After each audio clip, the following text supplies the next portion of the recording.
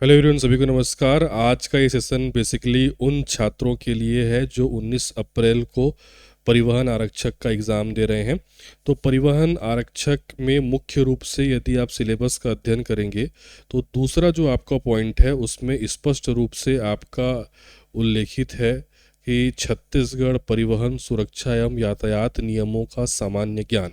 ठीक है, तो ये जो आपका पॉइंट है, अब इसमें से कितने मार्क्स का क्वेश्चन आना है ये तो उल्लेखित नहीं है। इवन ये छोड़ दीजिए, कोई भी आपका टॉपिक जो दिया हुआ है भारत का सामान्य ज्ञान एवं गणितीय योग्यता, छत्तीसगढ़ के जितने भी टॉपिक इसमें दिए हुए हैं, किसी के में भी आपका मार्क्स का डिस्ट्रीब्यूशन जो है वो आपका नहीं किया गया है। ठीक है, तो आज का जो हमारा सेशन रहेगा वो बेसिकली दूसरे पॉइंट पे रहेगा, परिवहन सड़क सुरक्षा और यातायात का सामान्य ज्ञान। हो सकता है यहाँ से 5+ क्वेश्चन कम से कम बने या उससे ज़्यादा भी बन सकते हैं। तो इस सेशन में मैं आपका टॉप 50 MCQ लेकर के आया हूँ, जो डेफिनेटली आपके एग्ज़ाम में यहाँ से प्रश्न आने की संभावना रहेगी। इसका जो डिटेल थ्योरी क्लास है वो हमारे पेड क्लास में है। ठीक है, आप चाहें तो उसको भी ज्वाइन कर सकते हैं, मात्र 299 रुपये में उपलब्ध है। तो शुरुआत से मैं आपको बोल दूँ कि इसका PDF आप अनिवार्य रूप से डाउनलोड कर देना, आपके लिए काफ़ी उपयोगी साबित होगा। PDF आपको हमारे टेलीग्राम चैनल पर मिल जाएगा या फिर आप हमको दिए गए नंबर पर व्हाट्सअप कर सकते हैं। तो चलिए शुरुआत करते हैं और अंतिम तक इस क्लास को जरूर देखना। यदि आप परिवहन आरक्षक एग्जाम दे रहे हो तो अंतिम तक इस क्लास को जरूर देखना, ये काफ़ी आपके लिए हेल्पफुल साबित होगा। पहला क्वेश्चन जो है मैं आपके सामने रख रहा हूँ, छत्तीसगढ़ परिवहन विभाग की तुहर सरकार तुहर द्वार योजना अंतर्गत कितनी प्रकार की परिवहन सेवाएं घर पहुंचाई जा रही हैं? A15, B18, C22, D25। तो इसका राइट आंसर है C22। ठीक है, 22 प्रकार की जो आपकी योजनाएं हैं उनको घर पहुंच जो है वो आपका पहुंचाया जा रहा है परिवहन विभाग के द्वारा, स्पीड पोस्ट, डाक वगैरह के माध्यम से।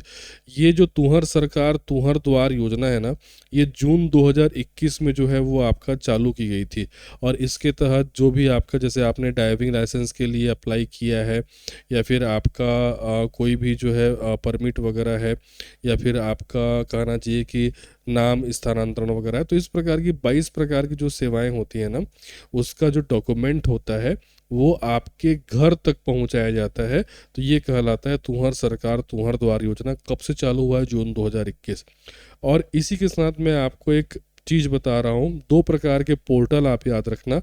एक पोर्टल याद रखना वाहन 4.0 और एक पोर्टल आप याद रखना सारथी 4.0। अभी इसी सेशन में मैं इसके क्वेश्चन आगे और दागूंगा, इसीलिए इसको थोड़ा समझ लो। ये 2 पोर्टल हैं, एक्चुअल में क्या है कि विभाग की ये पहल है ना, डिजिटल पहल है। ये वाहन जुड़ा हुआ है वाहन के रजिस्ट्रेशन को लेकर के, और सारथी जो है वो प्रोवाइड करता है ड्राइविंग लाइसेंस को लेकर के सुविधाएं। मतलब यदि आप नया वाहन खरीदते हैं तो उस वाहन के रजिस्ट्रेशन का पूरा प्रक्रिया जो है ऑनलाइन वाहन पोर्टल पर अवेलेबल है। और ड्राइविंग लाइसेंस से संबंधित जितनी भी आपके कार्य हैं, चाहे वो लर्निंग लाइसेंस हो या परमानेंट हो या कॉमर्शियल हो, सो ड्राइविंग लाइसेंस से रिलेटेड सारे जो आपके काम है वो सारथी 4.0 पोर्टल पे अवेलेबल है। इजी है याद करना, वाहन के रजिस्ट्रेशन से रिलेटेड काम होंगे वाहन पोर्टल पे। और सारथी मतलब क्या होता है? ड्राइवर। श्री कृष्ण जी अर्जुन के क्या थे? सारथी थे, मतलब ड्राइवर थे। तो ड्राइवर रिलेटेड सारथी रिलेटेड सारे काम किस में होंगे? सारथी 4.0 में। तो 3 चीज़ें मैंने आपको बता दी। तुहर सरकार तुहर द्वार वाला मैंने बता दिया कि 22 प्रकार की सुविधाएं घर पहुंच अवेलेबल है। वाहन 4.0 बताया कि वाहन के रजिस्ट्रेशन से रिलेटेड है। और सारथी 4.0 बताया कि ड्राइविंग लाइसेंस रिलेटेड जितने भी वर्क हैं वो इस पोर्टल पे होंगे। अगला क्वेश्चन देखिए, मोटर वाहन संशोधन अधिनियम 2019 के तहत शराब पीकर गाड़ी चलाने पर पहली बार में कितने रुपए के जुर्माने का प्रावधान है? A 5,000, B 10,000, C 15,000, D 25,000। तो ड्रिंक एंड ड्राइव है ना, इसके लिए उल्लेख है बेटा धारा 185 में। तो धारा 185 ये कहता है कि यदि आप शराब पी करके गाड़ी चलाते हैं और ब्रेथ एनालाइजर के द्वारा जो है आपका एक निश्चित सीमा से अधिक शराब आपके शरीर में प्राप्त होता है, कितना प्राप्त होता है ये भी मैंने क्वेश्चन बनाया हुआ है, इसीलिए नहीं बता रहा हूँ। ठीक है, तो पहली बार पकड़ाते हैं तो उसके लिए जो आपका जुर्माना है वो 10,000 रुपये है। ठीक है, 10,000 रुपये या 6 माह की जेल भी हो सकती है। और ये कृत्य आप फिर से दोहराते हैं, है ना, दोबारा ये कृत्य करते हैं एक बार पकड़ाए जाने के बाद, तो उस समय जो आपको फाइन देना पड़ेगा वो 15,000 रुपये देना पड़ेगा, या फिर आपको 2 साल की जेल हो सकती है। ठीक है, डिटेल एक्सप्लेनेशन मैंने सभी का दिया हुआ है, आप पीडीएफ में पढ़ना कि मोटर यान अधिनियम धारा 185 के तहत शराब पीकर वाहन चलाना एक गंभीर अपराध है, इसलिए पहली बार पकड़े जाने पर 10,000 रुपये का जुर्माना या 6 महीने की जेल का प्रावधान है। लेकिन सेम वो व्यक्ति का रिकॉर्ड बन गया, अब वो व्यक्ति दोबारा पकड़ाता है यही काम करते हुए, तो 15,000 रुपये का जुर्माना या उसको 2 साल का जेल हो सकता है। क्लियर है। अगला क्वेश्चन है, यदि कोई नाबालिग, है ना, गाड़ी चलाते हुए पकड़ा जाता है तो मोटर वाहन अधिनियम की धारा 199A, पहले तो ये धारा ही दिमाग में बिठाओ, डायरेक्ट ये पूछेगा क्योंकि ये वर्तमान का बहुत ही कड़ा नियम है।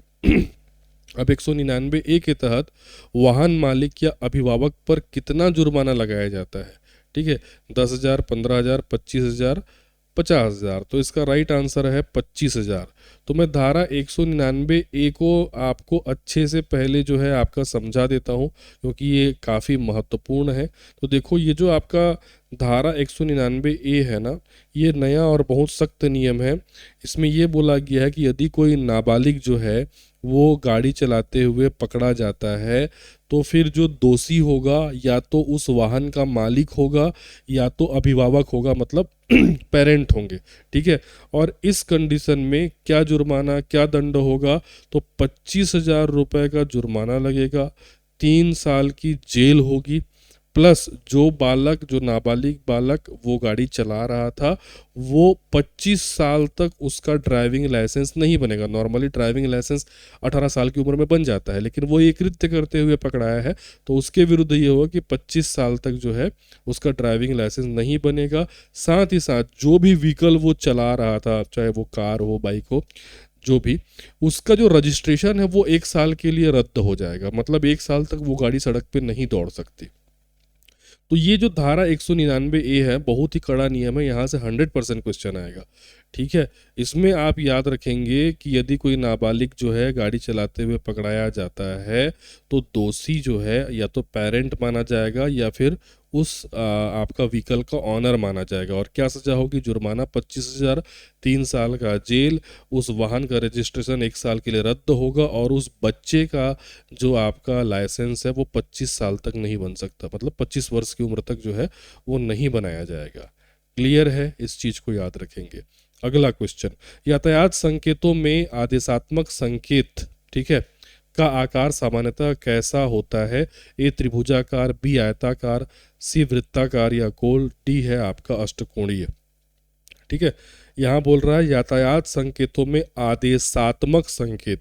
ये जो संकेत है ना, इसको मैंने थ्योरी वाली क्लास में 3 कैटेगरी में जो है वो बांट करके पढ़ाया हुआ है कि आदेशात्मक संकेत कौन कौन से होते हैं, फिर चेतावनी वाले संकेत कौन कौन से होते हैं, और उसके बाद सूचनात्मक संकेत कौन कौन से होते हैं।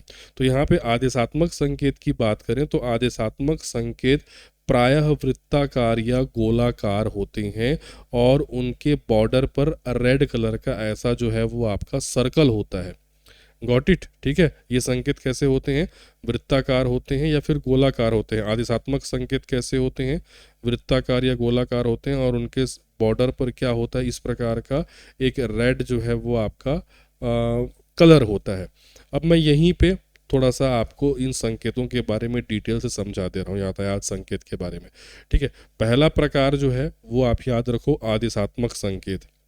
इनका पहला गुण क्या होगा कि ये हमेशा वृत्ताकार या गोल होंगे, और इनके किनारे जो है इस प्रकार से लाल कलर वाले होंगे, जैसे कि ये। लेकिन इसमें 2 अपवाद हैं, इन दोनों अपवादों से क्वेश्चन बनेगा, और ये 2 अपवाद कौन कौन से हैं? एक तो आपका यदि स्टॉप है, रुकिए का आदेश है, तो वो गोलाकार नहीं होता। स्टॉप का जो आपका आदेशात्मक संकेत है वो आपका ऑक्टागोनल या फिर अष्टकोणीय होता है। चित्र में आप देख सकते हो, ये ऐसा होता है, अष्टकोणीय होता है। उसी प्रकार से जो गिव वे का आपका आदेशात्मक संकेत है, गिव वे मतलब क्या होता है? रास्ता दो। ठीक है, ये ट्रायंगल होता है, लेकिन आपका इन्वर्टेड ट्रायंगल, उल्टा त्रिभुज होता है, जैसे चित्र में आप देख पा रहे हो ना। ठीक है, तो ये जो आदेशात्मक संकेत हैं, आप याद रखना सारे आदेशात्मक संकेत गोल होंगे, बॉर्डर पे रेड कलर होगा, इसमें दो अपवाद याद रखिए। एक जो स्टॉप का आदेशात्मक संकेत होगा वो ऑक्टाकोनल होगा, अष्टकोणीय होगा, और जो गिव वे रास्ता दो का जो आदेशात्मक संकेत होगा वो इन्वर्ट ट्रायंगल होगा, मतलब उल्टा त्रिभुज आकृति में होगा, जैसा कि आप इमेज में देख पा रहे हैं। ठीक है, क्लियर है। चलिए अगले क्वेश्चन की ओर जो है हम आगे बढ़ते हैं। अच्छा, मैं कुछ संकेत और बता दे रहा हूँ, इसी का क्वेश्चन में आगामी मतलब आगे जो है इसी क्लास में दूंगा। जैसे कि अगला संकेत होता है सचेतक या चेतावनी वाले संकेत। तो जो चेतावनी वाले संकेत होते हैं ये सीधे त्रिभुज के आकार में होते हैं, जैसे आप चित्र में देख पा रहे हो ना। ठीक है, आगे मोड़ है उसका संकेत, आगे ब्रिज है उसका संकेत, आगे स्कूल है इसका संकेत। तो ये जो सचेतक होते हैं, चेतावनी वाले संकेत होते हैं, ये सीधे त्रिभुज के आकार में होते हैं। उसके बाद अगला आता है सूचनात्मक संकेत, इन्फॉर्मेटरी जो साइंस होते हैं कि आगे पेट्रोल पंप है या आगे जो है इतनी दूरी पर अस्पताल है वगैरह वगैरह। ये जनरली जो है आपका वर्गाकार होते हैं या स्क्वायर होते हैं, मतलब स्क्वायर होते हैं या रेक्टेंगल होते हैं, वर्गाकार होते हैं या आयताकार होते हैं, या तो ब्लू कलर में होते हैं या तो ग्रीन कलर में होते हैं। आपने अक्सर देखा होगा इनको। ठीक है, तो ये 3 कैटेगरी आप जरूर याद रखना, पीडीएफ में इसको रिवाइज आप करते रहिएगा। मैं आगे बढ़ रहा हूँ। अगला क्वेश्चन गोल्डन आवर सड़क दुर्घटना के संबंध में किसे कहा जाता है? ए, दुर्घटना के बाद का पहला 1 घंटा, बी, पहला 2 घंटा, सी, अस्पताल पहुंचने के बाद का पहला 1 घंटा, डी, दुर्घटना से पहले का 1 घंटा। ठीक है, ये गोल्डन आवर क्या होता है? दुर्घटना के बाद का पहला 1 घंटा गोल्डन आवर कहलाता है। ये इसलिए कहते हैं क्योंकि इस 1 घंटे के भीतर यदि संबंधित जो भी व्यक्ति घायल हुआ है उसको चिकित्सकीय सुविधा वगैरह मिल जाती है तो उसकी जान बचने की संभावना जो है बढ़ जाती है, इसीलिए इसको गोल्डन आवर कहा जाता है। अगला question, hit and run motor दुर्घटना में मृत्यु होने पर आश्रितों को कितनी मुआवजा राशि दी जाती है? ए 25,000, बी 50,000, सी आपका 1 लाख रुपए और डी आपका 2 लाख रुपए। पहले तो हिट एंड रन क्या होता है इसको थोड़ा सा आप समझ लो।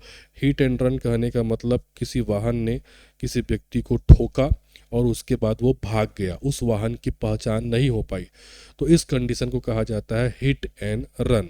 ठीक है, अब हिट एंड रन जब भी होता है बेटा तो उसमें 2 ही आपका बोलना चाहिए सिचुएशन आता है। पहला सिचुएशन आता है डेथ, मतलब व्यक्ति की मृत्यु हो जाएगी। दूसरा, वो व्यक्ति गंभीर रूप से हर्ट होगा, मतलब घायल हो जाएगा। ठीक है, अब जब पहले का सिचुएशन बता रहा हूँ, अभी का सिचुएशन, पहले जब डेथ होता था ना तो 25,000 रुपये कंपनसेशन सरकार के द्वारा मिलता था, 25,000 रुपये की मुआवजा राशि। और यदि वो गंभीर रूप से आपका चोटिल हो गया तो 12,500 रुपये, 12,500 मिलता था। बट अब इसको क्या कर दिया गया है? बढ़ा दिया गया है। ठीक है, यदि डेथ हो जाता है तो उसके आश्रितों को कंपनसेशन के रूप में 2 लाख रुपए की राशि जो है वो आपका दी जाती है। और वो गंभीर रूप से चोटिल होता है तो उस व्यक्ति को मुआवजे के रूप में 50,000 रुपए की राशि दी जाती है। यहाँ पे क्या पूछ रहा है? मृत्यु का पूछ रहा है, तो आंसर आएगा 2 लाख। ऑप्शन में 25,000 भी होगा, उसको टिक मत लगाना, 25,000 पहले था, अब ये बढ़ करके 2 लाख रुपए हो गया है। राइट, चलो अगला क्वेश्चन की ओर जो है मैं आपका पढ़ता हूँ। निजी वाहनों प्राइवेट व्हीकल की नंबर प्लेट का रंग जो है वो कैसा होता है? ए, पीले बैकग्राउंड पर काले अक्षर, बी, सफ़ेद बैकग्राउंड पर काले अक्षर, डी, हरे बैकग्राउंड पर हरे बैकग्राउंड पर सफ़ेद अक्षर, डी, काले बैकग्राउंड पर पीले अक्षर। काफ़ी अच्छा क्वेश्चन है, यहाँ से भी एक क्वेश्चन जरूर बनेगा। आप दैनिक जीवन में बहुत सारे नंबर प्लेट जो हैं वो आपके देखते होंगे। ठीक है, फिलहाल ये क्वेश्चन का आंसर देता रहा हूँ, फिर उसके बाद मैं आपको सारे नंबर प्लेट समझा देता हूँ। ठीक है, निजी वाहन आपके पास भी होंगे 100%, तो जाहिर सी बात है उसमें क्या रहता है भाई? सफ़ेद बैकग्राउंड पर काले अक्षर रहते हैं। अब मैं आपको नंबर प्लेट के प्रकार थोड़े से बता देता हूँ, डिटेल से इसको समझना, पीडीएफ में पढ़ना इसको। ये थ्योरी क्लास में मैं पढ़ा चुका हूँ, यहाँ भी बता दे रहा हूँ। देखो क्या है, एक तो सबसे पहले याद रखना सफ़ेद बैकग्राउंड पर काले अक्षर, चित्र भी सामने दिया हुआ है। ये प्राइवेट व्हीकल होते हैं। ठीक है, निजी वाहन होते हैं, कार भी हो सकते हैं और आपका बाइक भी हो सकते हैं, डीजल भी हो सकते हैं, पेट्रोल भी हो सकते हैं। राइट, उसके बाद यदि पीले बैकग्राउंड पर काला लेटर है, पीले बैकग्राउंड पर काले अक्षर हैं, तो ये कॉमर्शियल व्हीकल होते हैं। कॉमर्शियल टैक्सी, बस, ट्रक, ऑटो, इसके लिए यूज़ किया जाता है। ठीक है, और इनको चलाने के लिए कॉमर्शियल ड्राइविंग लाइसेंस होना जो है वो आपका ज़रूरी होता है। उसके बाद अगला होता है कि यदि आपका नंबर प्लेट जो है बैकग्राउंड हरा है और उस पर सफ़ेद अक्षर है, मतलब ये ईवी है, इलेक्ट्रिक व्हीकल है, ठीक है, लेकिन प्राइवेट इलेक्ट्रिक व्हीकल है।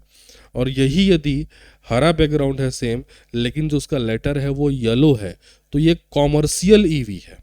ईवी तो है लेकिन कॉमर्शियल है, ठीक है। ये दोनों का अंतर समझना। जनरली आप ईवी ये ऊपर वाला देखते होगे, ठीक है, कि हरा बैकग्राउंड है उसके ऊपर वाइट जो है वो आपका लेटर है, वो प्राइवेट ईवी व्हीकल है। लेकिन वही सेम अगर आपका हरा बैकग्राउंड है और यदि आपका येलो उसमें लेटर है तो वो कॉमर्शियल ईवी व्हीकल है। अब कुछ खास बता रहा हूँ।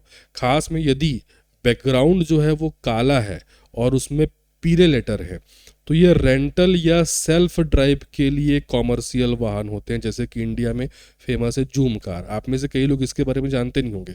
जनरली हम गाड़ी किराया लेते हैं तो साथ में ड्राइवर भी मिलता है, लेकिन मान लो हमने गाड़ी रेंट पे लिया लेकिन ड्राइवर अपने को नहीं चाहिए, हम उसको खुद चलाएंगे भाई, तो वो सेल्फ ड्रिवन रेंटल कार कहलाता है। जैसे कि जूम कार बहुत फेमस है इंडिया में। तो उनका नंबर प्लेट कैसा रहता है? बैकग्राउंड ब्लैक रहेगा, लेटर येलो रहेगा, ठीक है। उसके बाद बैकग्राउंड जब ब्लू दिखेगा आपको और लेटर वाइट कलर के दिखाई देंगे तो ये स्पेशल होते हैं, जो भी दूतावास होते हैं, जो राजनयिक होते हैं, उनके वाहन होते हैं। इंडिया में बहुत सारे अलग अलग कंट्रीज़ के एम्बेसी हैं और उसमें फॉरेन एम्बेसडर है, तो वो जो गाड़ियाँ चढ़ते हैं ना, उनका बैकग्राउंड रहेगा आपका ब्लू और लेटर रहेगा आपका ब्लैक। उसके बाद आती है आपका आर्मी की, मिलिट्री की गाड़ियाँ मिलिट्री कलर की होती हैं, उनमें ऐसा एक एरो का निशान होता है। एरो का निशान है मतलब जान डालना, ये रक्षा मंत्रालय, मिलिट्री आदि के वाहन होंगे। क्लियर है? अगले क्वेश्चन की ओर बढ़ते हैं। नया निजी वाहन खरीदते समय उसका पंजीकरण, रजिस्ट्रेशन या फिर आरसी जिसको हम बोलते हैं, रजिस्ट्रेशन सर्टिफिकेट, वो कितने वर्षों के लिए जो है वो आपका वैध होता है? ए 5 वर्ष, बी 10 वर्ष, सी 15 वर्ष, डी जो है आपका 20 वर्ष। ठीक है, इसमें पूछा है निजी वाहन। निजी वाहन लिखा रहना जरूरी है क्योंकि कमर्शियल वाहन के केस में फिर ये बदल जाएगा। तो जब भी आप कोई निजी वाहन खरीदते हैं ना, तो उसका जो आरसी का जो वैलिडिटी होता है, वैधता होता है, वो 15 वर्ष के लिए होता है। आंसर क्या आ जाएगा आपका? 15 वर्ष। ठीक है, और 15 वर्ष जब आपका बीत जाता है तो हर 5-5 साल में इसको रिन्यू कराना पड़ता है। आपके पास मान लो प्राइवेट कोई भी कार है, even for example Wagon R है, तो जब आपने खरीदा, आज खरीदा, तो आज से 15 साल तक उसका जो रजिस्ट्रेशन है वो वैलिड रहेगा। फिर 15 साल बाद है ना, आपको उसको रिन्यू कराना पड़ेगा और हर 5-5 साल में रिन्यू कराना पड़ेगा। ये नियम है बेटा निजी वाहन के लिए। यदि यही वाहन कॉमर्शियल है ना, तो फिर पूरा खेल बदल जाएगा। उसको भी समझा दे रहा हूँ क्योंकि वहाँ से भी क्वेश्चन जो है बनेगा। निजी वाहन को तो समझा दिया। निजी वाहन में क्या नियम रहेगा? कोई भी निजी वाहन रहेगा, खरीदने के 15 साल तक उसका रजिस्ट्रेशन वैलिड रहेगा। उसके बाद 15 साल के बाद हर 5-5 साल में उसको रिन्यू कराना पड़ेगा। लेकिन यदि यही वाहन कॉमर्शियल रहा तो खरीदने के केवल 2 साल तक उसका आरसी वैलिड रहेगा। खरीदने के कितने साल तक? 2 साल तक उसका आरसी वैलिड रहेगा। फिर उसके बाद हर साल उसका आरसी आपको रिन्यू कराना पड़ेगा। और यदि गाड़ी 8 साल से ज़्यादा पुराना हो गया, फिर उसको हर 6 महीने में उसका आरसी रिन्यू कराना पड़ेगा। प्राइवेट व्हीकल का बड़ा अच्छा है, कोई चोचला नहीं है। पहले खरीदे 15 साल के लिए फुर्सत, फिर 15 साल के बाद 5-5 साल में रिन्यू कराते रहो। लेकिन यदि यही ट्रक, बस, कॉमर्शियल व्हीकल है तो खरीदने के केवल 2 साल तक आरसी वैलिड रहेगा। ऐसा इसलिए करते हैं क्योंकि ये गाड़ियाँ कॉमर्शियल यूज़ के लिए होती हैं। ये बहुत जल्दी इनका फिटनेस ख़राब हो जाता है, तो इनका फिटनेस टेस्ट करके फिर इनका आरसी रिन्यू करना पड़ता है। इसीलिए 2 साल तक वैलिड रहेगा। मानते हैं कि 2 साल तक ख़राब नहीं होगा। उसके बाद हर साल इसका जो है वो आपका आरसी या फिर फिटनेस इसका रिन्यू कराना पड़ेगा। और यदि गाड़ी 8 साल पुराना हो गया तो 8 साल के बाद हर 6 महीने में रिन्यू कराना पड़ेगा। ठीक है, अगला क्वेश्चन मैं दाग रहा हूँ, देखो। लर्नर लाइसेंस जारी होने की तिथि से वो कितने समय तक वैध रहता है ना, मतलब जिसको लर्निंग लाइसेंस कहते हैं। ए 3 महीना, बी 6 महीना, सी 1 वर्ष, डी 5 वर्ष। हर किसी ने बनवाया होगा ये। तो लर्निंग लाइसेंस जो होता है आप सभी को पता है, ये केवल 6 महीने के लिए वैलिड रहता है। और यदि आपको आज की डेट पे लर्निंग लाइसेंस मिला, जिस तारीख पे आपको लर्निंग लाइसेंस मिलता है, उसके 1 महीने के भीतर आपको परमानेंट लाइसेंस के लिए अप्लाई करना होता है। ठीक है, क्योंकि ये लर्निंग लाइसेंस जो है वो आपका 6 महीने के बाद इसकी वैलिडिटी क्या हो जाती है? ख़त्म हो जाती है। ठीक। चलिए, मैं लाइसेंस के बारे में डिटेल से बता दे रहा हूँ यहाँ पे कि कौन कौन से लाइसेंस की जो वैलिडिटी होती है वो कितने टाइम के लिए होती है। लर्निंग लाइसेंस का तो मैंने बता दिया कि लर्निंग लाइसेंस जो है वो कितने महीने के लिए वैलिड रहता है, 6 महीने के लिए। और जब आपको लर्निंग लाइसेंस जिस डेट पे मिलता है उसके 1 महीने के भीतर आपको परमानेंट लाइसेंस के लिए आपको अप्लाई करना है। अब जो परमानेंट लाइसेंस होगा बेटा वो 2 प्रकार का होगा। एक तो वो होगा निजी मतलब प्राइवेट व्हीकल के लिए, दूसरा होगा वो आपका कॉमर्शियल मतलब कॉमर्शियल व्हीकल के लिए। दोनों को आप थोड़ा सा समझ जाओ। देखो इमेज के माध्यम से समझा रहा हूँ। लर्निंग का तो खेल खत्म बता दिया मैंने आपको। ये देखो, अब देखो ड्राइविंग लाइसेंस यदि आप प्राइवेट व्हीकल चलाते हो, छोटे व्हीकल चलाते हो, कार वगैरह चलाते हो, तो वो हो गया आपका खुद का मतलब प्राइवेट गाड़ी चलाते हो खुद की, तो वो प्राइवेट ड्राइविंग लाइसेंस। लेकिन सपोज मान लो आप टैक्सी चलाते हो, बड़े व्हीकल चलाते हो, ठीक है, कॉमर्शियल व्हीकल चलाते हो, या अपने ही व्हीकल को कैब वगैरह में चलाते हो, मतलब आप कॉमर्शियल पर्पस के लिए यूज़ कर रहे हो, उस समय आपके पास कॉमर्शियल ड्राइविंग लाइसेंस होना जो है वो आपका ज़रूरी है। तो पहले प्राइवेट की बात करते हैं। प्राइवेट आप में से मेरे ख्याल से सभी लोगों के पास होगा। तो ये इसकी जो वैलिडिटी होती है उसके निर्माण की तिथि से 20 साल तक के लिए, या आपकी उम्र 40 साल तक के लिए, जो भी पहले हो जाए, ये इसमें कंडीशन है। एक एग्जांपल देता हूँ। मान लो मैंने 18 साल की उम्र में जो है अपना प्राइवेट ड्राइविंग लाइसेंस बनवाया, ठीक है, तो वो कितने साल तक वैलिड रहेगा? 20 साल इसमें जोड़ दो, तो 18 और 20 कितना हो गया? 38। मेरे 38 साल के होने तक वो वैलिड रहेगा, ठीक है। लेकिन मान लो किसी व्यक्ति ने 30 साल की उम्र में ड्राइविंग लाइसेंस बनवाया, तो उसका ड्राइविंग लाइसेंस कितने साल के लिए वैलिड रहेगा? अगले 10 साल के लिए बस। क्योंकि इसमें 2 क्राइटेरिया दिया हुआ है ना, कि आपका टोटल 20 ईयर या 40 वर्ष की उम्र जो भी पहले आ जाए। समझ आए बात को? ठीक है।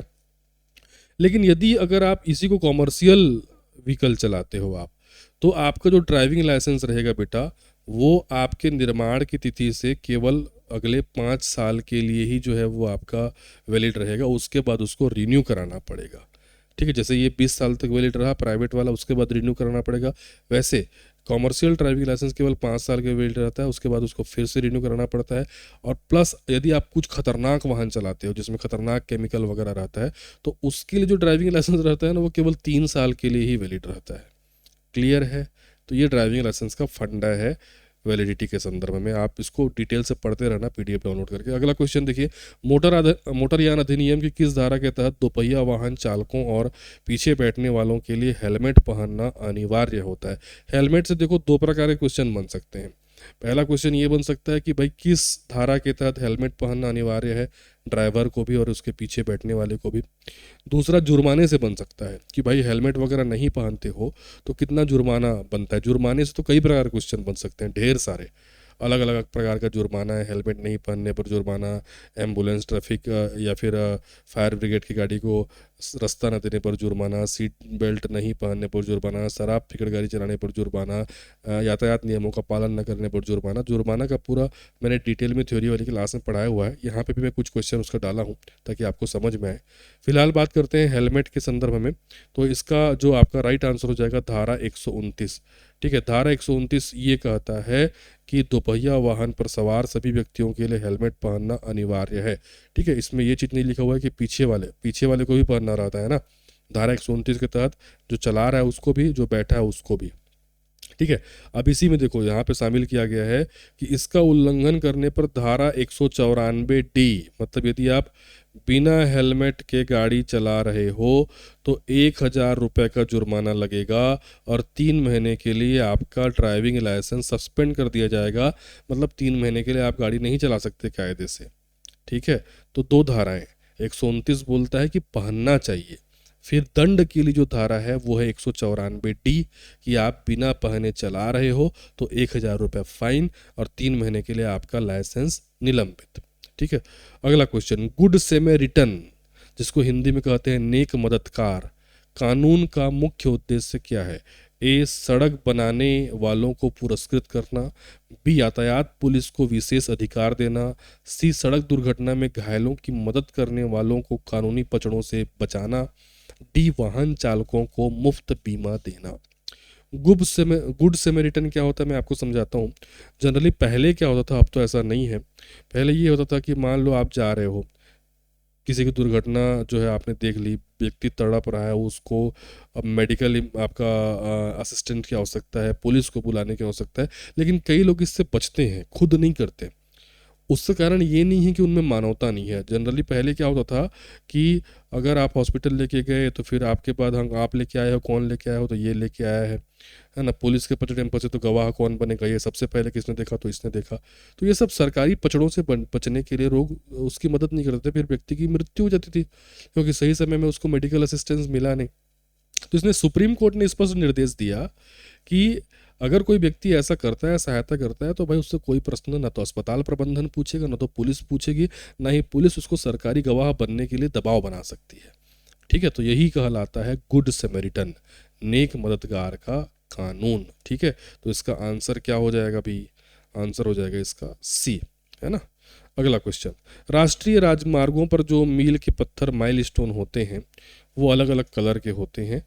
ठीक है, जैसे कि एक कलर दिया हुआ है इसमें कि मतलब ये पूछ रहा है कि राष्ट्रीय राजमार्गों पर जो मील के पत्थर होंगे उनके ऊपर का रंग कैसा होगा, ए हरा, बी पीला, सी काला, डी नारंगी। देखो बेस तो वाइट ही रहेगा, ऊपर देखो कलर बदलता है, ऊपर आपको काला भी दिख जाएगा, नीला भी दिख जाएगा, पीला भी दिखेगा, हरा भी दिखेगा, नारंगी भी दिखेगा, सबका अलग अलग मतलब होता है। ठीक है, यहाँ पे पूछ रहा है कि राष्ट्रीय राजमार्ग मतलब यदि नेशनल हाईवे में लगा हुआ है तो वो कौन सा कलर का होगा। तो याद रखेंगे, यहाँ पे तो रिवील हो गया है क्योंकि वो कलर ही दिख रहा है। राष्ट्रीय राजमार्ग में जो रहता है वो पीला कलर का जो है वो आपका रहता है। ठीक है, अब मैं इसको डिटेल में आपको समझा देता हूँ कि कौन कौन सा कलर किस किस को रिप्रेजेंट जो है वो आपका करेगा। ठीक है, देखो इसमें चार कलर जो है, चार कलर तो पहले आप दिमाग में बिठा लो। पीला कलर का तो मैंने अभी क्वेश्चन दिया था, यदि पीला कलर है माइलस्टोन मतलब आप नेशनल हाईवे पे चल रहे हो। यदि हरा कलर है आपका माइलस्टोन मतलब आप स्टेट हाईवे पे चल रहे हो। यदि आपका माइलस्टोन काला कलर का है, और यहाँ पे ये नीला भी हो सकता है, नीला कलर का है, तो आप किसी बड़े शहर या जिला वगैरह का जो मार्ग होता है ना उस पर चल रहे हो। और यदि ये ऑरेंज कलर का, नारंगी कलर का है, मतलब आप ग्रामीण मार्ग पे चल रहे हो। वो PMGSY प्रधानमंत्री ग्राम सड़क योजना भी हो सकता है, वो MMGSY मुख्यमंत्री ग्राम सड़क योजना, मतलब गांव का सड़क है, सीधे सी बात ये ऐसे।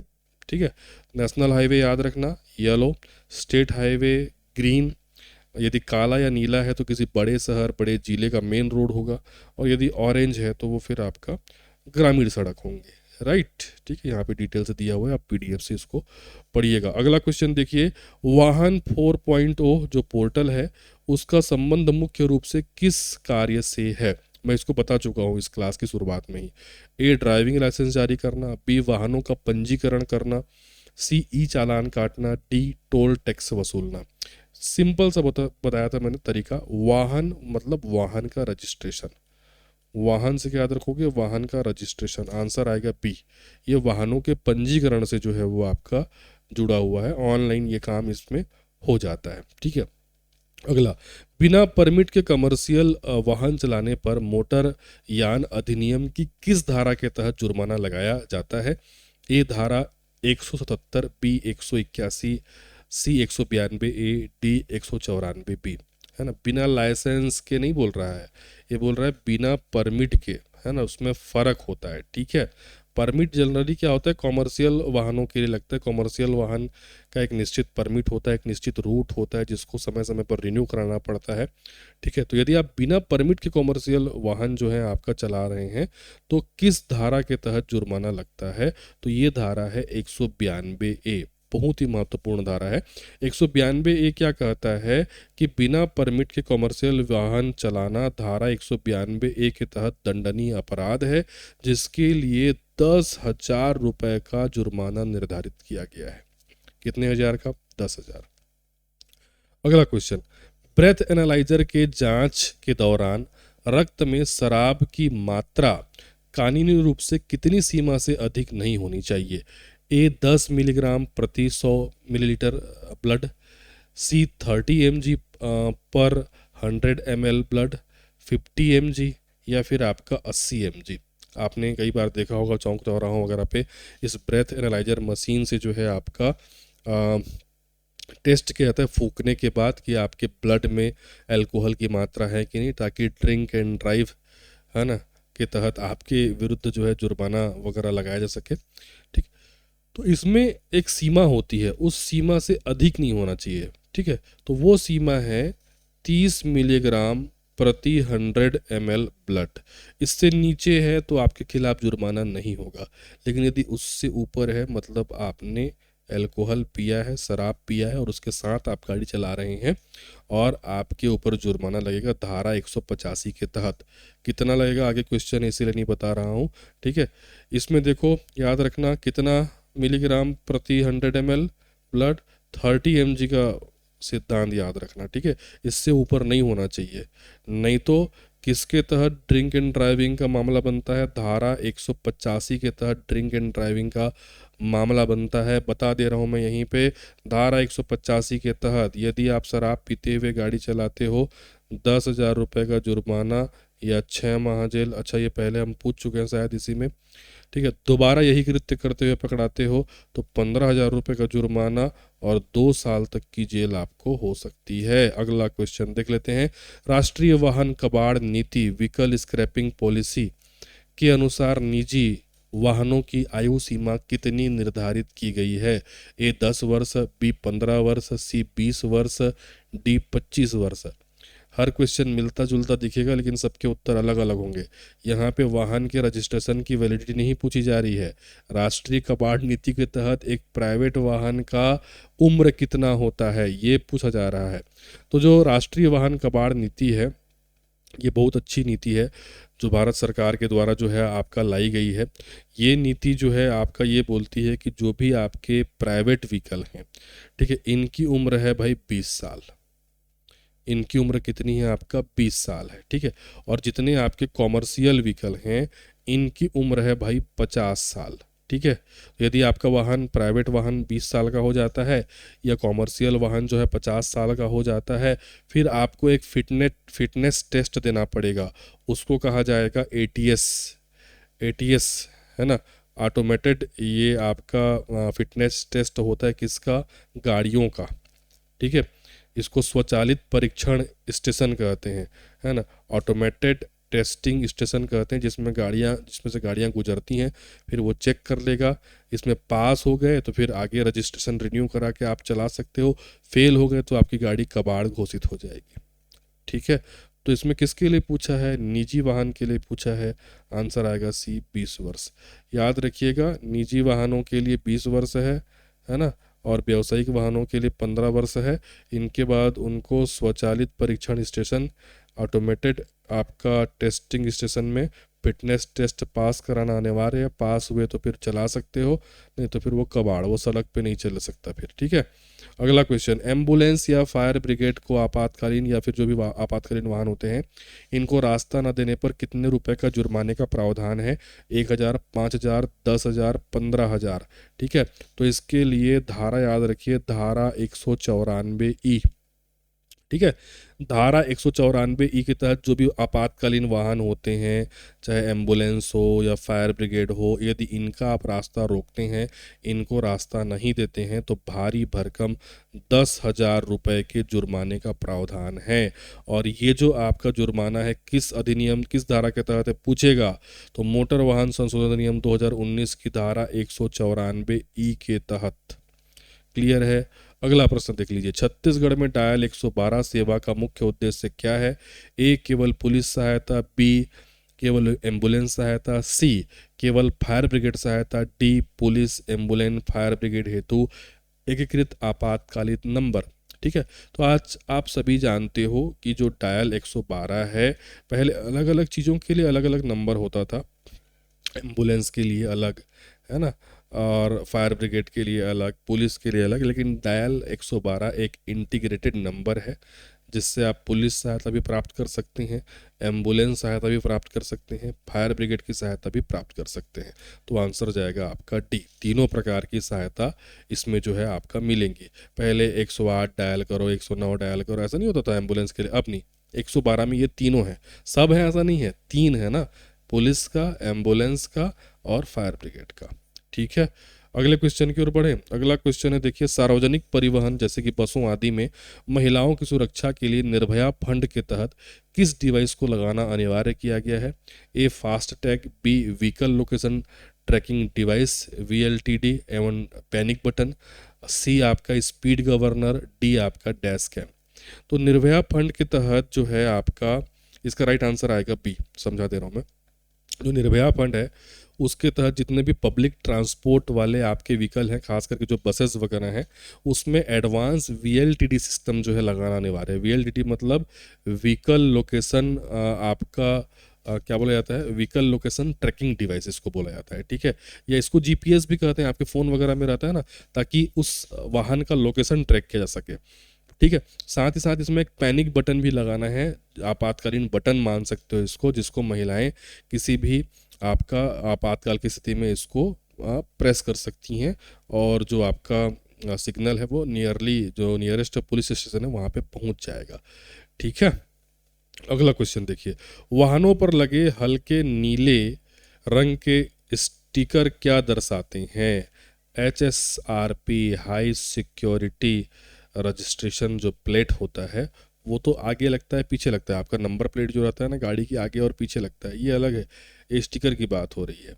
तो हल्का नीले रंग का स्टिकर क्या दर्शाएगा? ए वाहन डीजल से चलता है, बी वाहन इलेक्ट्रिक है, सी वाहन पेट्रोल या CNG से चलता है, डी वाहन सरकारी है। तो देखो क्या होता है, गाड़ी के विंड शील्ड पर जो स्टिकर लगे होते हैं वो दर्शाते हैं कि गाड़ी जो है वो चलने के लिए किस फ्यूल का उपयोग कर रही है। जो नंबर प्लेट होते हैं ना बेटा, उससे आप क्या पता लगाओगे? नंबर प्लेट से पता लगाओगे कि गाड़ी प्राइवेट है या कॉमर्शियल है ना, गाड़ी EV है, ये सब पता लगा सकते हो। लेकिन फ्यूल के लिए आपका HSRP स्टिकर होता है जिसको विंडशील्ड पे मतलब सामने लगाना पड़ता है। तो यदि ये हल्का नीला है तो इसका मतलब ये है कि वो गाड़ी जो है वो पेट्रोल या CNG फ्यूल का यूज़ करती है। स्टिकर यदि आपका नारंगी है तो वो गाड़ी जो है डीजल का यूज़ करती है, और यदि हरा है तो वो बैटरी से चलती है, EV है, सीधा बात। ठीक है, तो इसमें क्या पूछा है? हल्का नीला रंग का है, तो हल्का नीला रंग का है तो क्या आएगा? वाहन पेट्रोल या CNG से चलता है। ठीक है, अगले क्वेश्चन की ओर बढ़ते हैं। वाहन का स्वामित्व हस्तांतरण ट्रांसफर ऑफ ओनरशिप करने के लिए परिवहन विभाग का कौन सा फॉर्म जो है वो आपका भरा जाता है? देखो, परिवहन विभाग में डिफरेंट टाइप के फॉर्म होते हैं। ड्राइविंग लाइसेंस के लिए अलग फॉर्म है बेटा, है ना। गाड़ी हस्तांतरण के लिए मतलब ट्रांसफ़र के लिए अलग फॉर्म है, गाड़ी के रजिस्ट्रेशन के लिए अलग फॉर्म है, गाड़ी के PUC या फिटनेस सर्टिफिकेट के लिए अलग अलग फॉर्म है। तो यहाँ से डेफिनेटली क्वेश्चन जो है वो आपके एग्ज़ाम में पूछा जाएगा। तो यहाँ पे पूछ रहा है कि मतलब ट्रांसफ़र ऑफ ओनरशिप मतलब गाड़ी बेच दिया तो खरीदी बिक्री जब होती है तो नाम ट्रांसफ़र होता है, तो उसके लिए कौन सा फॉर्म भरते हैं? फॉर्म 2, फॉर्म 20, 29 और 30, और फॉर्म है आपका 38A। सभी कुछ न कुछ फॉर्म है, आगे मैं आपको बताऊंगा। फिलहाल नाम ट्रांसफ़र के लिए फॉर्म 29 और 30 भरते हैं। नाम ट्रांसफ़र के लिए क्या भरते हैं? फॉर्म 29 और 30। ठीक है, अब देखो मैं तो आपको प्रमुख फॉर्म के प्रकार बता दे रहा हूँ जो आपके एग्ज़ाम में पूछे जा सकते हैं। ये 4 फॉर्म दिमाग में पहले आप बिठा लो, बहुत महत्वपूर्ण है। फॉर्म 2, फॉर्म 20, फॉर्म 29 और 30 और फॉर्म 38A। ठीक है, इसमें से फॉर्म 29 और 30 तो अभी बताया। ठीक है, ये नाम ट्रांसफ़र के लिए है, नाम स्थानांतरण के लिए है, जब वाहन की खरीदी बिक्री होती है ना, खास करके पुराने वाहन की, तब के लिए है। ठीक है, अब ये जो फॉर्म 2 लिखा हुआ है ये ड्राइविंग लाइसेंस के लिए है। फॉर्म 2 किसके लिए भाई? ड्राइविंग लाइसेंस बनवाने के लिए। ठीक है, फॉर्म 20 किसके लिए है? जब नया व्हीकल लेते हो ना, नया गाड़ी लेते हो, उसका RC बनवाने के लिए, उसका रजिस्ट्रेशन करने के लिए। और फॉर्म 38A किसके लिए है? PUC सर्टिफिकेट बनवाने के लिए। PUC क्या होता है? पॉल्यूशन अंडर कंट्रोल सर्टिफिकेट, प्रदूषण नियंत्रण इसको सर्टिफिकेट कहते हैं। ठीक है, इसके बारे में भी डिटेल में क्वेश्चन है, थ्योरी में डिटेल में पढ़ाया हूँ। ठीक है, PUC सर्टिफिकेट भी बनवाना पड़ता है। थोड़ी सी जानकारी मैं PUC सर्टिफिकेट के बारे में दे दूँ, ध्यान से सुनना। आजकल जितने भी आपके वाहन, नए वाहन आ रहे हैं, खास करके BS4 के बाद, अभी तो BS6 चल रहा है, तो BS4 के बाद के जो आपके वाहन हैं, जब आप गाड़ी खरीदते हो नहीं, तो उस समय PUC सर्टिफिकेट साथ में मिलता है नई गाड़ी के साथ, जो केवल 1 साल के लिए वैलिड रहता है। तो BS4 के बाद के जितने भी नए वाहन हैं, BS4 BS6 अभी जो जितने भी नए वाहन चल रहे हैं, आपको हर साल PUC रिन्यू कराना पड़ता है। ठीक है, याद रखिएगा, ये काफ़ी महत्वपूर्ण है, क्योंकि आजकल जो चौक चौराहों में कैमरे लगे हुए हैं ना, डायरेक्ट PUC आपका कट जा रहा है, नंबर से निकाल लेते हैं कि हाँ इस नंबर पे PUC है कि नहीं, फिर आप घर में, आपकी गाड़ी घर में खड़ी हुई है फिर भी चालान कट जाएगा भाई। ठीक है, तो मैंने कहा कि 1 साल तक के लिए बस वैलिड है, फिर हर साल आपको उसको रिन्यू कराना है अगर गाड़ी आपकी BS4 और उसकी बात की है तो। और एक पुरानी गाड़ी है, BS4 से पहले की है, तो हर 6 महीने में PUC कराना पड़ेगा। क्लियर है? चलिए, समझ गए होंगे। अब मैं आगे बढ़ता हूँ। अगला क्वेश्चन है, राज्य सड़क सुरक्षा परिषद का अध्यक्ष कौन होता है? ए मुख्यमंत्री, बी परिवहन मंत्री, सी परिवहन आयुक्त, डी गृह मंत्री। राज्य सड़क सुरक्षा परिषद क्या है, मैं आपको बता दूं कि हमारे राज्य में, मतलब हर राज्य में सड़क दुर्घटनाओं पर नियंत्रण और सुरक्षा उपाय करने के लिए सुप्रीम कोर्ट के आदेश पर इसका गठन किया गया, इस काउंसिल का, स्टेट रोड सेफ्टी काउंसिल का, जिसका मेन काम है स्टेट रोड सेफ्टी को बढ़ावा देना। अब इस चूंकि ये काउंसिल है तो उसके क्या होंगे? चेयरमैन होंगे, अध्यक्ष होंगे। तो वो अध्यक्ष कौन होते हैं? तो वो अध्यक्ष कोई नहीं होते हैं, मतलब कोई अदर पर्सन नहीं होते हैं, नन अदर देन कौन? हमारे परिवहन मंत्री। तो जो सड़क परिवहन मंत्री होते हैं वही इस काउंसिल के क्या होते हैं? आपके अध्यक्ष होते हैं। क्लियर है? अगला क्वेश्चन, सचेतक या चेतावनी वाले संकेत का आकार कैसा होता है? मैं बता चुका हूँ, इसको पढ़ा चुका हूँ। ए आयताकार, बी वृत्ताकार, सी त्रिभुजाकार, डी षटकोणीय। ठीक है, 3 कैटेगरी में मैंने जो है आपको साइन पढ़ाए थे। तो इसमें बात हो रही है किसके बारे में? सचेतक। सचेतक वाले जो होते हैं, जैसे कि आगे मोड़ है या पुल है या स्कूल है, इसका जो होता है वो होता है ऐसा सीधा त्रिभुजाकार। त्रिभुजाकार में 2 होंगे ना, एक सीधा और एक उल्टा। उल्टा वाला मतलब गिव वे, फिक्स है रास्ता 2 वाला, उसकी बात नहीं हो रही यहाँ पे। तो इसका आंसर आएगा सी त्रिभुजाकार। अगला क्वेश्चन देखते हैं, केंद्रीय मोटर वाहन नियम 1989 के अनुसार वाहन के सामने और पीछे के शीशे की दृश्यता VTL कम से कम कितनी होनी चाहिए? पहले अगर आपके दिमाग में ये कन्फ्यूज़न हो रहा होगा कि केंद्रीय मोटर वाहन नियम तो सर 1988 है, यहाँ 89 कैसे लिखा है, तो मैं बता दूं केंद्रीय मोटर वाहन नियम 1988 में बना, 89 में लागू हुआ है। तो 88 लिखा रहा है चाहे 89 लिखा रहा है वो सही है। अब इसमें जो नियम है वो मैं आपको बता रहा हूँ। ये खास करके जो 4 पहिए वाहन होते हैं उनकी ग्लास के टिंटेड के लिए है। VTL का मतलब समझना, VTL मतलब विजुअल ट्रांसमिशन ऑफ लाइट होता है। ठीक है, हमारे भारत में आप ग्लास पूरी तरीके से टिंट नहीं कर सकते, पूरी तरीके से ब्लैक नहीं कर सकते, फिल्म प्रतिबंधित है, ब्लैक फिल्म आपने सुना होगा। ठीक है, लेकिन उसकी सीमा है। उसकी सीमा क्या है मैं आपको बताता हूँ, ध्यान से इस कार को देखिए। ये फ्रंट विंड शील्ड हो गया, ये रियर विंड शील्ड हो गया, हर गाड़ी में होगा। ठीक है, तो जो फ्रंट और रियर है, फ्रंट एंड रियर, इसकी जो विजिबिलिटी है, इसका जो VTL है वो 70% से आपका अधिक नहीं होना चाहिए। ठीक है, 70% कम से कम भाई आपका होना चाहिए, मतलब 70% दिखना चाहिए, ये बोल रहा हूँ मैं। ठीक है, 70% उसमें विजिबिलिटी होनी चाहिए फ्रंट और रियर में। ठीक है, उसके बाद जो साइड के हैं ये वाले और इधर भी हैं, इनकी जो विजिबिलिटी है वो 50% होनी चाहिए। VTL, इसको याद रखना, एग्जाम में पूछेगा ये, VTL वर्ड यूज़ करके ही पूछेगा। तो इसमें किसका पूछा गया है? फ्रंट और रियर का जो है वो आपका पूछा गया। तो फ्रंट और रियर का कितना होगा? 70%। यही यदि अगर साइड का पूछता ना तो 50% होता। अगला क्वेश्चन, बिना रजिस्ट्रेशन के गाड़ी चलाना मोटर यान अधिनियम की किस धारा का उल्लंघन है? ठीक है, बिना रजिस्ट्रेशन की गाड़ी चलाना बोल रहा है। तो बिना रजिस्ट्रेशन मतलब आप ऐसी गाड़ी चला रहे हो जिसका रजिस्ट्रेशन हुआ ही नहीं है, तो धारा 39, ठीक है, ये धारा 39 के नियमों का जो है वो आपका उल्लंघन है। आप जो है बिना रजिस्ट्रेशन के कोई भी गाड़ी जो है वो आपका नहीं चला सकते, आपका वैध रजिस्ट्रेशन होना जो है वो आपका ज़रूरी है। धारा 39 रजिस्ट्रेशन के लिए, कंफ्यूज मत होना, ड्राइविंग लाइसेंस नहीं बोल रहा हूँ मैं, गाड़ी के रजिस्ट्रेशन की बात कर रहा हूँ। यदि ड्राइविंग लाइसेंस की बात होती तो यह धारा 3 होता। गाड़ी चलाने के लिए ड्राइविंग लाइसेंस होना जरूरी है, धारा 3। गाड़ी को चलाने के लिए उसका रजिस्ट्रेशन होना जरूरी है, धारा 39। क्लियर है? ठीक है, चलिए अगले क्वेश्चन की ओर बढ़ते हैं। अगला जो क्वेश्चन है, छत्तीसगढ़ का सबसे लंबा राष्ट्रीय राजमार्ग कौन सा है? NH53, NH40, NH NH53, NH30, NH43, NH130। इसको मैं संपूर्ण छत्तीसगढ़ अध्ययन के अंतर्गत जो हमारा परिवहन वाला टॉपिक है उसमें डिटेल से सभी मैं नेशनल हाईवे को पढ़ाया हूँ, इसमें इसको डिटेल से बताया हूँ कि छत्तीसगढ़ का सबसे लंबा जो आपका नेशनल हाईवे है वो है NH30, जो कि कवर्धा से कोंटा तक जाता है। इसकी लंबाई 636 किलोमीटर है। ठीक है, मैं इसकी बात कर रहा हूँ। ये देखो, ये कवर्धा से चालू होगा ये वाला, ये, और ये पूरा कहाँ तक जाएगा? कोंटा तक जाएगा। ठीक है, उसी प्रकार से सबसे छोटा जो नेशनल हाईवे है वो 163A है, 163A, और ये दंतेवाड़ा को गीदम से जोड़ता है, मात्र 12 किलोमीटर है। क्लियर? अगला क्वेश्चन देखिए, छत्तीसगढ़ परिवहन विभाग की वाहन कोडिंग व्यवस्था के अनुसार CG04 किस जिले का RTO कोड है? A Bilaspur, B Durg, C Raipur, D Rajnandgaon. बहुत ईजी क्वेश्चन है। CG04 किसका है? रायपुर का। हर जिले का अलग RTO कोड होता है ना? CG10, CG11, 13, 14।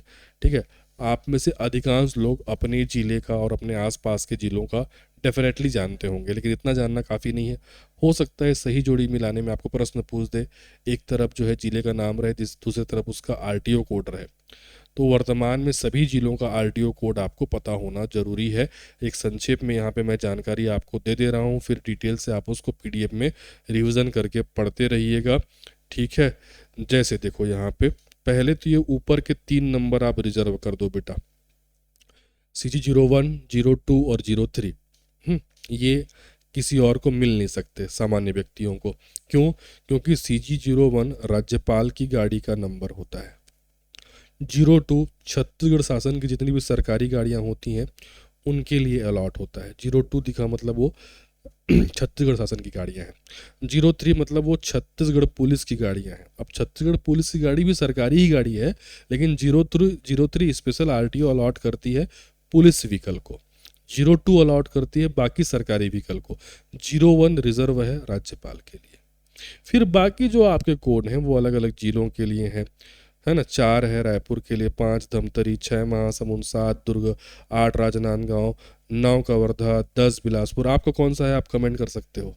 ठीक है, उसके बाद जो है 11 जांजगीर चांपा, 12 कोरबा, 13 रायगढ़, 14 जसपुर, 15 सरगुजा, 16 कोरिया, 17 बस्तर, 18 दंतेवाड़ा, 19 कांकेर, 20 बीजापुर, 21 नारायणपुर, 22 बलौदाबाजार, 23 गरियाबंद, 24 बालोद, 25 बेमेतरा, 26 सुकमा, 27 कोंडागांव, 28 मुंगेली।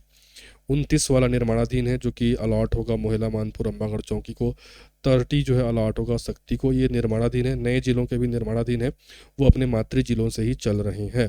अगला क्वेश्चन, बिना ड्राइविंग लाइसेंस के वाहन चलाने पर मोटर यान अधिनियम की किस धारा के तहत जुर्माना लगाया जा सकता है? यहाँ पे जुर्माने की बात की जा रही है। आपके पास वैध ड्राइविंग लाइसेंस होना चाहिए, यह धारा 3 कहता है। लेकिन बिना ड्राइविंग लाइसेंस से गाड़ी चलाने पर जुर्माना लगेगा, वो धारा 3 में नहीं आएगा। बिना ड्राइविंग लाइसेंस के गाड़ी चलाना एक दंडनीय अपराध है और ये धारा 181 के अंतर्गत आता है। धारा 181 के अंतर्गत बिना ड्राइविंग लाइसेंस या वैध लाइसेंस के बिना गाड़ी चलाते हैं आप, तो सीधा आपको 5000 का फाइन देना होगा, 5000 रुपये का जुर्माना लगेगा। याद रखेंगे कौन सी धारा? धारा 181। इस अधिनियम की धारा 181 के तहत बिना वैध लाइसेंस के गाड़ी चलाने पर आपका 5000 रुपये का फाइन जो है आपके ऊपर लग सकता है। अगला क्वेश्चन जो है हम देख लेते हैं। अगला जो क्वेश्चन है वो है कि व्यावसायिक ड्राइविंग लाइसेंस सामान्यतः कितने वर्षों के लिए वैध होता है?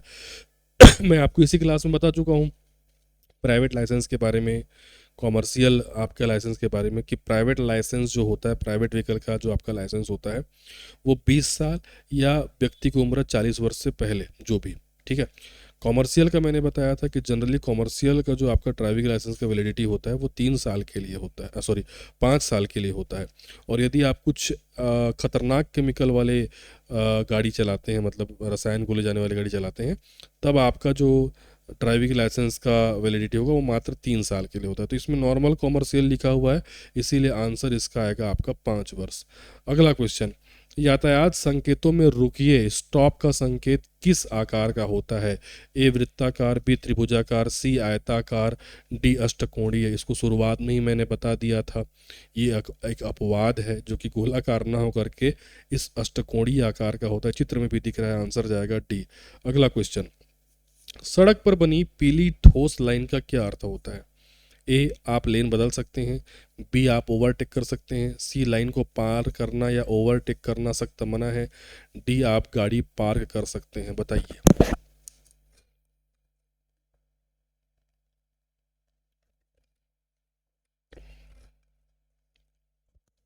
जनरली आपने सड़क पे 2 लाइन देखी होंगी। एक तो लाइन देखी होगी ऐसा पीली ठोस लाइन, और एक सफ़ेद लाइन जो ऐसा टुकड़े टुकड़े में होता है, मतलब पूरा नहीं होता, ऐसा डॉट डॉट डॉट डॉट होता है। ठीक है, तो इसका मतलब क्या है?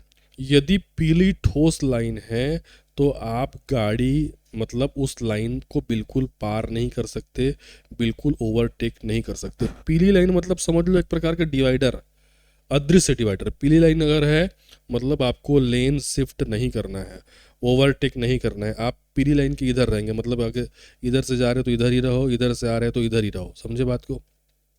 लेकिन यही पीली लाइन नहीं है, ऐसा सफ़ेद का डॉट डॉट जो रहता है ना, ऐसा। इसका मतलब ये है कि ज़रूरत पड़ने पर आप लेन चेंज कर सकते हो, ओवरटेक कर सकते हो। पीला लाइन मतलब नहीं कर सकते। ठीक है, अगला क्वेश्चन, छत्तीसगढ़ का सबसे छोटा राजमार्ग कौन सा है? अभी भी बताया मैंने, छत्तीसगढ़ का सबसे छोटा नेशनल हाईवे है NH 163A। ये गीदम को कनेक्ट करता है दंतेवाड़ा से। इसकी लंबाई मात्र 12 किलोमीटर है। अगला क्वेश्चन, मोटरयान नियमों के तहत सारथी 4.0 जो आपका पोर्टल है वह किस सेवा के लिए उपयोग किया जाता है? ए, वाहन का फिटनेस टेस्ट, बी, वाहन का पंजीकरण, सी, ड्राइविंग लाइसेंस संबंधित सेवाएं, डी, ई चालान का भुगतान। मैं बता चुका हूँ, वाहन के रजिस्ट्रेशन के लिए क्या है? वाहन पोर्टल। और वाहन के ड्राइविंग लाइसेंस के लिए ड्राइवर मतलब सारथी। ठीक है, तो ड्राइविंग लाइसेंस संबंधित सेवाएं जो है ये सारथी देता है। आंसर आएगा सी। बिना सीट बेल्ट 4 पहिया वाहन जब आप चलाते हैं तो कितने का जुर्माना देय है? 500, 1000, 2000, 5000। ठीक है, तो बिना सीट बेल्ट के यदि आप कार चलाते, मतलब 4 पहिया वाहन चलाते जो है पकड़ाए जाते हैं, तो मोटरयान अधिनियम 2019 की धारा 194 के तहत 1000 रुपये का जुर्माना आप पे लगाया जाएगा। आंसर आएगा क्या आपका? बी। जुर्माना याद हो जाएगा, धारा भी याद रखना। कौन सी धारा? 194 बी। अगला क्वेश्चन देखते हैं, CG03 वाहन रजिस्ट्रेशन कोड किसके लिए आरक्षित है? राज्यपाल, छत्तीसगढ़ शासन, छत्तीसगढ़ पुलिस, उच्च न्यायालय के न्यायाधीश। बता चुका हूँ 03 किसके लिए है?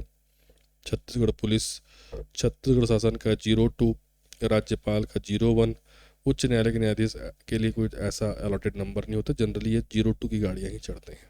ठीक है, अगला क्वेश्चन। ठीक है, यातायात संकेतों में रास्ता दें गिव वे का बोर्ड किस आकार का होता है? ये उल्टा त्रिभुज का आकार का होता है, इन्वर्टेड ट्रायंगल। ये भी बता चुका हूँ, गिव वे, रास्ता दो, ये होता है उल्टा त्रिभुज। अगला क्वेश्चन, केंद्रीय आपका मोटर वाहन नियम 1989 के अनुसार वाहनों में लगे हार्न की ध्वनि का स्तर कितने डेसिबल के बीच होना चाहिए? ए, 50 से 70 डेसिबल, 70 से 90 डेसिबल, 93 से आपका 112 डेसिबल, 115 से 130 डेसिबल। ठीक है, तो बड़ी बड़ी गाड़ियों में देखना प्रेशर हार्न लगे रहते हैं, वो इतने तेज बजते हैं कि अगल बगल चलने वाले राहगीर जो है वो आपका सदमे में आ जाते हैं। तो उनको कंट्रोल करने के लिए केंद्रीय मोटर वाहन नियम ने जो है आपका नियम बनाया है कि अधिकतम जो इसका साउंड आउटपुट है वो 93 से 112 डेसिबल ही होना चाहिए, उससे प्लस नहीं होना चाहिए। उससे प्लस होगा फिर वो आपका अपराध की श्रेणी में आएगा। तो आंसर आएगा इसमें सी, 93 से 112 डेसिबल के बीच ही जो है वो आपका ध्वनि होना चाहिए। अगला क्वेश्चन, वाहन की फिटनेस या प्रदूषण नियंत्रण प्रमाण पत्र पीयूसी पॉल्यूशन अंडर कंट्रोल बनवाने के लिए परिवहन विभाग का कौन सा फॉर्म भरा जाता है? सारे फॉर्म तो मैं मुख्य फॉर्म तो बता दिया हूँ, 2, 20, 30, 38A, ये है 38A। पीयूसी के लिए 38A मैंने बताया था आपको, ठीक है। पीयूसी के लिए क्या है? 38A, ठीक है। अगला क्वेश्चन, रेंटल या सेल्फ ड्राइव के लिए उपलब्ध कॉमर्शियल कार जैसे कि जूम कार की नंबर प्लेट किस प्रकार की जो है वो आपका होती है ना? चित्र में ही दे दिया है, काला बैकग्राउंड रहेगा, पीला लेटर रहेगा, आंसर आएगा। अभी मैं बता चुका हूँ इसके बारे में, सारे नंबर प्लेट को समझा चुका हूँ अभी। मोटरयान अधिनियम की धारा 112 किससे जो है वो आपका संबंधित है? डायल 112 नहीं है, धारा 112 है, ठीक है। बिना लाइसेंस गाड़ी चलाना, हेलमेट पहनना अनिवार्य होना, निर्धारित गति सीमा का पालन करना, शराब पीकर गाड़ी चलाना। चित्र में देखकर समझ गए होंगे ये स्पीड लिमिट से संबंधित है, धारा 112। धारा 112 ये कहता है कि आपका सभी चालकों को, वाहनों को उनकी निर्धारित सीमा गति का ही जो है वो आपका पालन करना चाहिए, ओवर स्पीडिंग नहीं करना चाहिए, ठीक है। अगला क्वेश्चन, राष्ट्रीय राजमार्गों और एक्सप्रेस वे पर कार या M1 श्रेणी के जो वाहन होते हैं, M1 श्रेणी मतलब जो 8 सीटर से नीचे होंगे बेटा, ठीक है, के लिए अधिकतम गति सीमा क्रमशः कितनी निर्धारित की गई है? ठीक है, ऑप्शन है 80 किलोमीटर और 100 किलोमीटर, 100 किलोमीटर, 120 किलोमीटर, 120, 140, 60 और आपका 80। तो यहाँ पे देखो दो कंडीशन है, स्पीड लिमिट दो चीज़ों पर डिपेंड करता है। पहला, आप किस सड़क पे चल रहे हो, है ना, किस सड़क पे चल रहे हो, नेशनल हाईवे है, एक्सप्रेस वे है, ठीक है, और कौन सी गाड़ी चला रहे हो, बाइक चला रहे हो, छोटी कार चला रहे हो या बड़े कोई ट्रांसपोर्ट व्हीकल चला रहे हो, तो वहाँ पे डिपेंड अलग अलग होता है। देखो इसको मैं डिटेल में आपको समझा देता हूँ, यहाँ पे चित्र के माध्यम से समझना, चुपचाप ये खाली जो चित्र दिख रहा है ना उस पर ध्यान दो, ठीक है। ये देखो, ये तीनों के लिए 80 किलोमीटर प्रति घंटा का स्पीड लिमिट है, चाहे आप नेशनल हाईवे पे चलाओ, चाहे आप एक्सप्रेस वे पे चलाओ, यदि आप बस चला रहे हो, बड़े कॉमर्शियल व्हीकल चला रहे हो, M2 M3 श्रेणी के आप व्हीकल चला रहे हो, मतलब यदि आपका व्हीकल 9 सीटर से अधिक है, ठीक है, या आप बाइक चला रहे हो, आपकी स्पीड लिमिट है भाई 80। लेकिन यदि आप M1 श्रेणी के व्हीकल चला रहे हो, M1 श्रेणी मतलब प्राइवेट कार वगैरह हो गया, या ऐसी गाड़ी चला रहे हो जो 8 सीटर से नीचे है, ठीक है, तो उसके लिए दो कैटेगरी आती है। नेशनल हाईवे पे चला रहे हो तो स्पीड लिमिट है 100 किलोमीटर प्रति घंटा, और यदि एक्सप्रेस वे पे आप चला रहे हो तो स्पीड लिमिट है 120 किलोमीटर प्रति घंटा। सही है, ठीक है, इस चीज़ को याद रखना, डिटेल में मैंने PDF में दिया हुआ है, आप पढ़िएगा इसको। अब क्वेश्चन पे आते हैं, ये पूछ रहा है राष्ट्रीय राजमार्ग पे मतलब नेशनल हाईवे पे पूछ रहा है, और एक्सप्रेस वे पे पूछ रहा है, M1 श्रेणी के आपके वाहनों की गति सीमा कितनी है, अभी बताया, ठीक है। आपका नेशनल हाईवे पे रहेगा 100 किलोमीटर, एक्सप्रेस वे पे रहेगा 120 किलोमीटर, आंसर आएगा आपका बी। अगला क्वेश्चन, निजी प्राइवेट स्थायी ड्राइविंग लाइसेंस कब तक वैध माना जाता है? अब तो आप इसको आसानी से जो है बता लोगे, ठीक है, क्योंकि मैं सभी ड्राइविंग लाइसेंस के बारे में आपको बता चुका हूँ। तो जो निजी होता है ना बेटा, वो 20 वर्ष या व्यक्ति की 40 वर्ष की आयु जो भी पहली आ जाए तब तक ये क्या रहता है, आपका वैलिड रहता है। अगला क्वेश्चन, यदि आप एक हरी और सफ़ेद रंग की नंबर प्लेट वाला वाहन देखते हैं तो वह किस प्रकार का वाहन होगा भाई? वह इलेक्ट्रिक वाहन होगा, ठीक। लर्नर लाइसेंस और स्थायी ड्राइविंग लाइसेंस बनवाने हेतु परिवहन विभाग का कौन सा फॉर्म आवेदन के रूप में प्रस्तुत किया जाता है? मैंने सारे महत्वपूर्ण फॉर्म बता दिए हैं, जिसमें एक बताया हूँ मैंने आपको, फॉर्म 2 जो है, चाहे लर्निंग हो, चाहे आपका कॉमर्शियल ड्राइविंग लाइसेंस हो, चाहे परमानेंट ड्राइविंग लाइसेंस हो, उसके लिए फॉर्म 2 भरते हैं। अगला क्वेश्चन, यातायात पुलिस द्वारा ओवर स्पीडिंग पकड़ने और चालान करने के लिए उपयोग किए जाने वाले वाहन, जो हाईटेक वाहन होते हैं, उसको क्या कहते हैं? ए पेट्रोलिंग वैन, बी इंटरसेप्टर वाहन, सी रिकवरी वैन, डी एस्कॉर्ट वाहन, ठीक है। तो इसके लिए स्पेशल नाम है भाई इंटरसेप्टर। इंटरसेप्टर वाहन क्या होते हैं? इनमें जो है लेजर स्पीड गन, है ना, रडार और 360 डिग्री कैमरा, ब्रेथ एनालाइजर जैसे उपकरण लगे होते हैं, ठीक है, ताकि जो है यातायात के नियमों के उल्लंघन करने वाले व्यक्ति, गाड़ी वगैरह को पकड़ा जा सके। अगला क्वेश्चन, सूचनात्मक संकेतों का आकार सामान्यतः कैसा होता है? मैंने 3 प्रकार के आपको संकेतक बताए हैं, एक आदेशात्मक बताया मैंने आपको, ठीक है, एक आपका सचेतक बताया और एक सूचनात्मक बताया। सूचनात्मक में मैंने बोला था कि सूचनात्मक लोगों का जो आकार होता है वो आयताकार होता है और कई बार ये स्क्वायर भी होता है, मतलब वर्गाकार भी होता है, और ये या तो नीले रंग के होंगे या तो हरे रंग के होंगे। आंसर जाएगा आपका सी। अगला क्वेश्चन, राष्ट्रीय राजमार्ग दुर्घटना सहायता के लिए टोल प्लाजा और हाईवे पर कौन सा हेल्पलाइन जो है नंबर कार्य करता है? 100, 108, 1033, 1095। ठीक है, तो देखो क्या है कि जो आपके NHAI जिसको बोला जाता है ना, NHAI राष्ट्रीय राजमार्ग विकास प्राधिकरण जो है, उसके द्वारा जो हेल्पलाइन नंबर है वो है आपका 1033। ठीक है, तो 1033 पर कॉल करके किसी प्रकार की दुर्घटना, चिकित्सा सहायता, टोल प्लाजा पर कोई आपको दिक्कत होती है उसमें सहायता, क्रेन वगैरह की सहायता, इसके लिए आप इसमें कॉल कर सकते हैं। ठीक है, अगला क्वेश्चन, वाहनों के सामने और पीछे के शीशे पर ब्लैक फिल्म लगाना प्रतिबंधित है ना। नियमों के अनुसार इसकी दृश्यता कम से कम कितनी होनी चाहिए? तो सामने और पीछे कितना होना चाहिए भाई? 70%। आंसर आएगा आपका बी। स्वचालित परीक्षण टेस्ट ATS का संबंध किस नीति से है? बताया था मैंने ATS के बारे में।